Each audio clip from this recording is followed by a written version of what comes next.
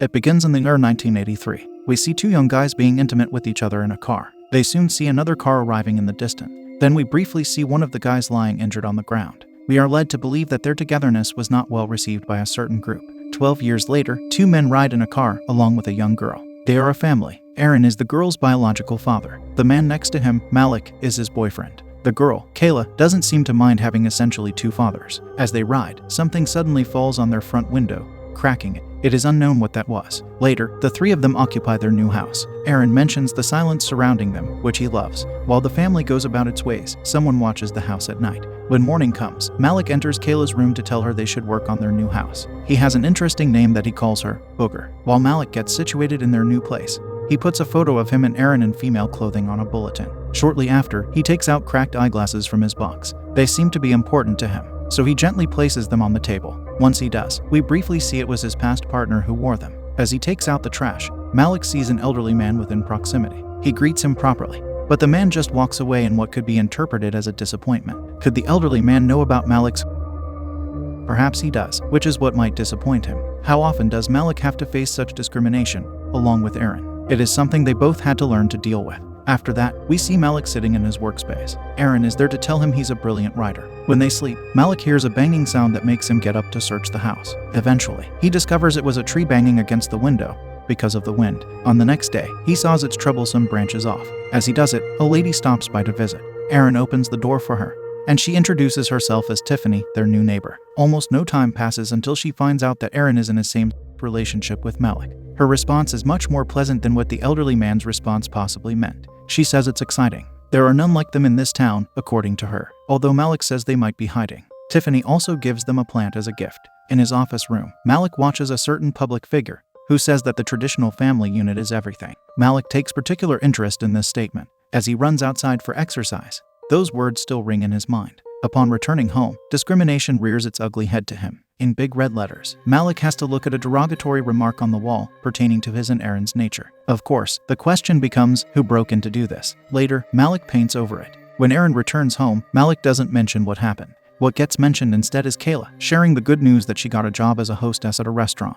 This excites Aaron to the point of making him dance. Malik soon joins in on the fun. While they all unwind, the elderly man watches the house. Now we learn that it was him who painted the wall. He wears an uneasy look as he watches. At another time, Malik looks at his bulletin, noticing that the photo of him with Aaron is gone. The person who left the graffiti has perhaps taken the photo too. This prompts Malik to get a security system set up. Following that, the man talks on the phone to his friend, named Liam. He tells him about the graffiti. It seems like Malik can share certain information with Liam that he can't share with Aaron. Since their conversation is in the area of discrimination, Malik says that people don't change, they just get better at hiding how they feel. The next scene has Malik at an outside party with Aaron. Tiffany invited them and introduces them to her husband, Marshall. While they socialize, Malik notices the elderly man from a distance. After the four of them toast their drinks, Malik observes that the elderly man is now gone. At night, Malik hears the banging again as he lies in bed, so he gets up to investigate it. Behind the glass, he sees none other than the elderly man. Malik chases after him outside. Once he confronts him, the elderly man gives him a small paper saying not to tell anyone. Inside the house, Malik looks at it, but we don't see what it says. On the next day, Malik does something with the paper in his office. Perhaps he's trying to read it, because we don't see anything on it. It's visible that he struggles with it. Then we see Kayla playing a video game with some boy in her room. After saying she's the new girl with two dads, he asks about her mom. Kayla says that she's probably partying in Costa Rica. The boy, Tyler, is accepting of her current family. Afterward, Malik observes the neighboring house from inside it. He sees a group of people behaving oddly. They move about while forming a circle. This prompts him to take his camera. Once he takes a picture, someone from there sees the flash. It is Marshall. Malik hides quickly. On the following day, something unnerving occurs. Malik sees ambulance personnel taking someone away from that house. Shortly after, Marshall and Tiffany come by to say the man's grandson found him lifeless at night. It is the elderly man they speak of. The grandson invited some of them to say their goodbyes. Oddly, it turned into a sort of celebration, says Marshall. Later, Malik enters the house of the elderly man to look around. This is someone who wants to understand what is going on. The elderly man behaved very weirdly, and now his life is over. To Malik, this must raise a red flag. He looks at a framed photo containing the man. When someone starts entering, Malik drops the photo, which shatters the frame. It is the grandson who enters, and soon sees the photo on the floor. In the next scene, Kayla is with Tyler. He likes her, yet she says she has a boyfriend in the city. While they spend time together, Tyler sees someone standing on the other side of the bridge. He just stands from a respectable distance to stare at them. He then starts walking toward the duo, which startles them into leaving. After that, Kayla's two dads are over at Marshall and Tiffany's. They converse about matters that are relevant to their guest's lifestyle. Tiffany says love is all that matters. Marshall agrees with her. They present themselves as an accepting couple. Soon enough, Tyler comes home, who we learn is their son. As Malik wanders to find the washroom upstairs, it seems like he's searching for something instead. So he stumbles upon a portrait of a man from long ago. Marshall appears to tell him that man is his ancestor. Late night arrives, with Malik occupying his office. While he works there, the headlights of a car light up behind him. He stands to look and gets transported back in time.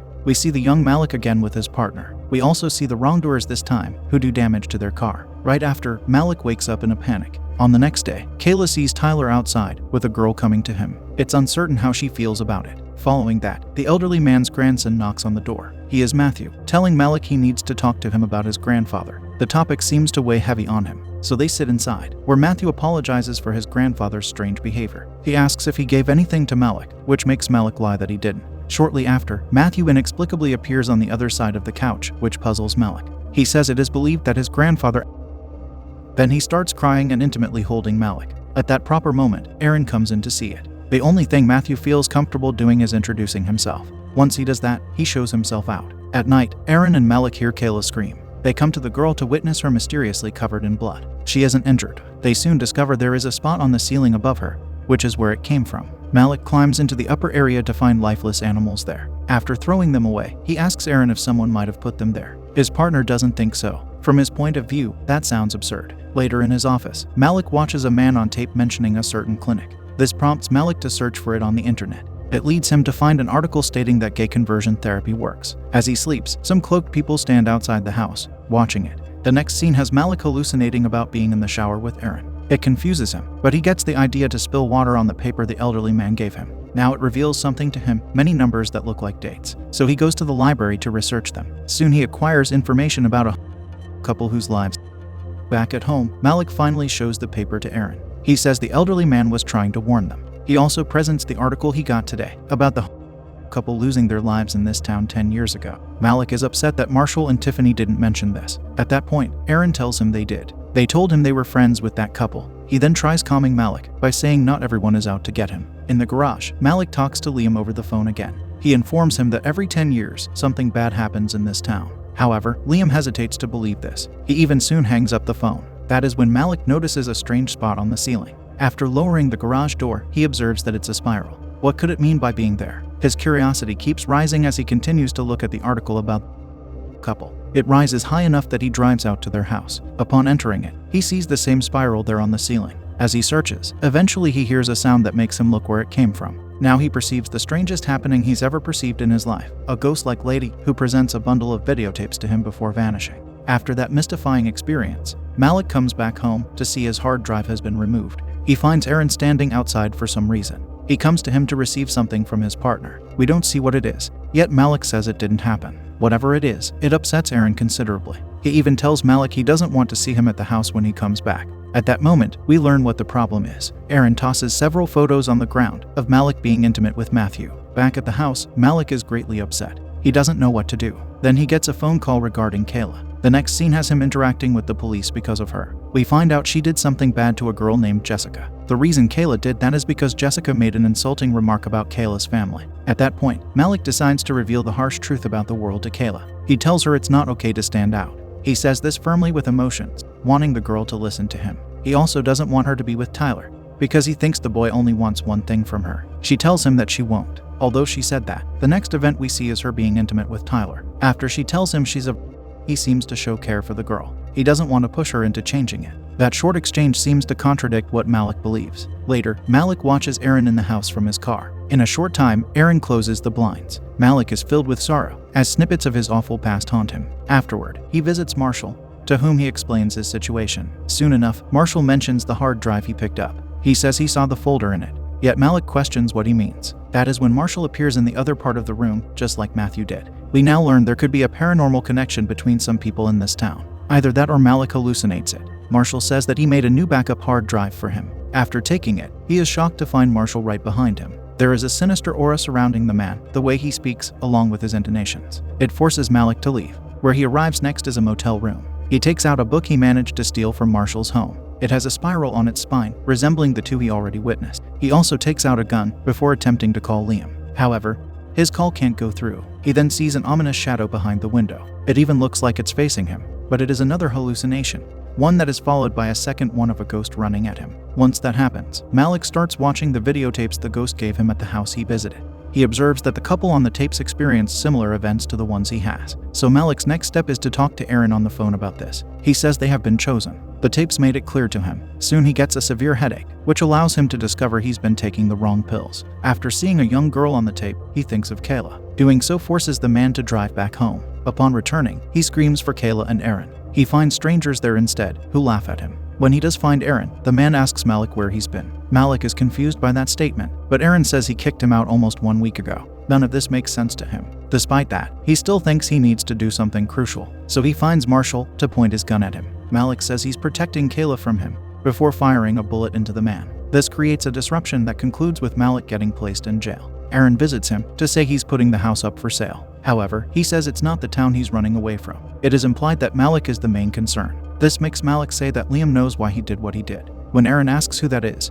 we learn that Malik never told him. Aaron knows about the awful experience he had, but it seems like Malik never mentioned Liam. So Malik tells him now, adding that Aaron should talk to him. Unfortunately, Aaron says he can't do that and leaves. At that point, Malik gets another flashback of his devastating past. We witness in more detail what happened that night with the attackers. Following that, Aaron comes to Kayla, who is crying. The man offers his comfort. When he's in Malik's office, he finds one of the tapes and watches it. As he does, he finds something bizarre. That very likely makes him rethink everything about this place. He sees Tyler in the video, but the kid looks the same age, even though it's from 10 years ago. Marshall then visits Malik, who rudely asks what he is. Marshall answers that he's someone who's been around for a long time. All Malik asks of him is that he stay away from Kayla. Yet the supernatural being says he can't do that. Back at the house, Aaron tries to get into his daughter's room, which is locked, so he goes elsewhere to witness over a dozen robed figures standing downstairs. This causes him to start breaking into Kayla's door. Soon it opens, revealing a grisly sight of Tyler sitting near a lifeless Kayla. Aaron loses his mind to this. It's possible he also loses his life in a short time. Back at the jail, Marshall tells Malik about how it's human nature to fear those that are different. There will always be someone like that. What they do, Marshall says, is just exploit this fear. After such an unsettling revelation, the scene drastically changes to the year 2005. We see another family moving into town. Their difference is that they're Middle Eastern. While we watch them move in, Malik narrates that the unknown forces choose someone vulnerable to vilify. Malik seems to stay hidden somewhere, acting as a type of informative expert on the affairs of this town. He has written a detailed document that describes everything one might need to know. He hopes that the next set of discriminated people who find it will be the ones to break the cycle. The final scene has the lady of this new family climbing upstairs to find the CD that holds Malik's document.